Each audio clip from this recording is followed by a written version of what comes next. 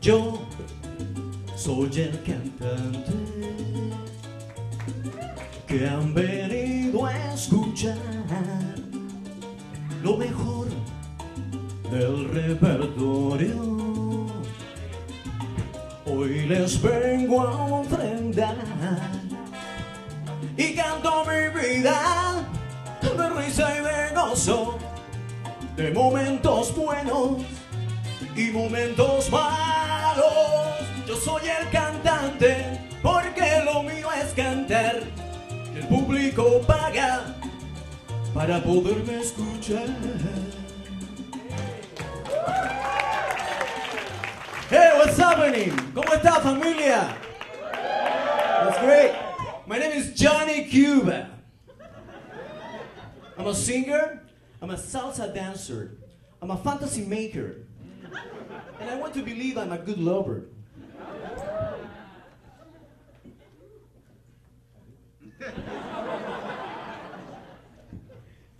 I'm a simpático liar. Actually, more liar than simpático sometimes. I like to be always around by nice-looking girls. You know, being sharp, being nice, being in control. But when I get home, alone, I took off my mask. Let me tell you that I was someone who struggled to express my emotions, my needs, even though I was hungry for affection. Let me tell you a story. Some years ago, I met this beautiful woman who came from Europe to do a master in San Francisco State in women's sexuality. Did I say that loud enough? Women's sexuality, man! Jesus, if I learned anything with her. And I think she did too. She learned to. And actually, sometimes I thought I was her guinea pig. And you know what? I wanted to be. In the beginning, man, it was amazing. We feel like we can touch the stars with our hands. You know, we lock ourselves literally in this flat in the mission for days, sipping from each other, reinventing love at every moment, drinking wine, reading poetry, you name it. You know, sometimes we will walk, you know, San Francisco embraced us. We will walk the empty streets of San Francisco, you know, going from an art opening to the next warehouse party. We will go and walk, trying to score the next blues and North Beach, or walk toward the Curvy Cove to trying to see the full moon over the bridge. We were in love, but things start to change. Little by little, our darkest sides start coming through. I start to become possessive, insecure. I start to question her, the things that attract me to her in the first place. I start to blame her for what I felt. And we became abusive toward each other, physically, emotionally, and we ended up into this downward spiral to bring us to our knees. Of course, the booze and the drugs didn't help us. And over the period of 2 years, we were really down. One night, I was waiting for her to come. And meanwhile I was doing this, my mind was running with all these type of things, you know, thinking who she's with, what she's doing.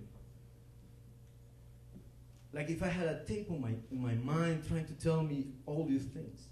By the time she got there, I was really, really, really upset, angry, in a rage. I asked her where she was, We start to argue. She's trying to run away. I grab her, and then I hit her, man.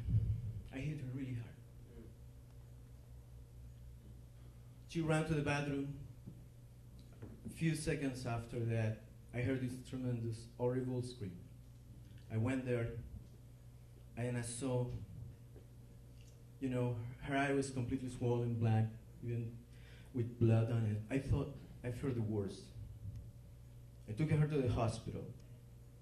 Meanwhile, I was there. 2 officers came and asked me what happened.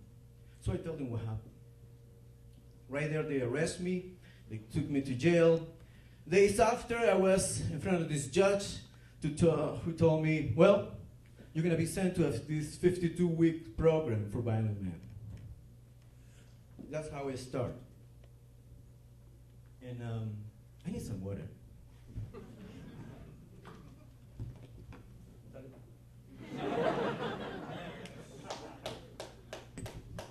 And then, from there, with other men, I started to realize that I wasn't the only one. That this is a very common thing, unfortunately.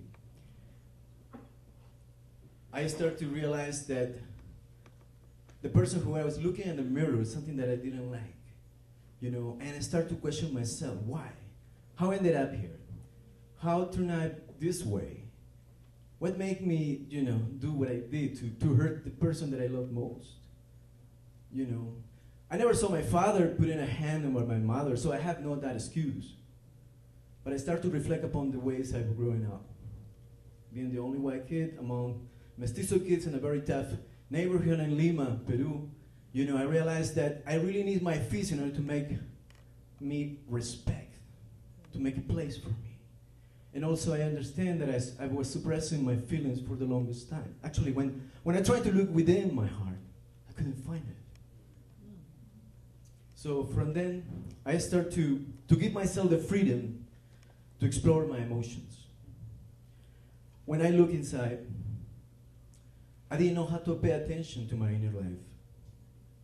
Before I could do that, I would have first to unlearn patriarchy, ancient lessons.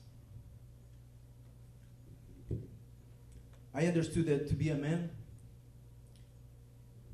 it was unmanly for me to express my emotions. That was only left for women or homos.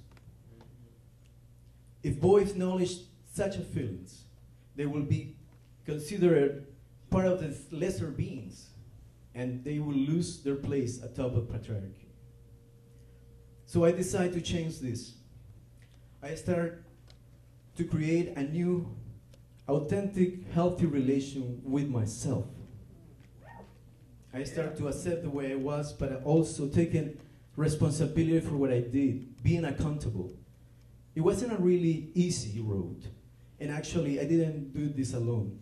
If it wouldn't be for organizations like MOVE, like Clinica de la Raza, Women Against Rape, people in my community, family, I wouldn't have done that.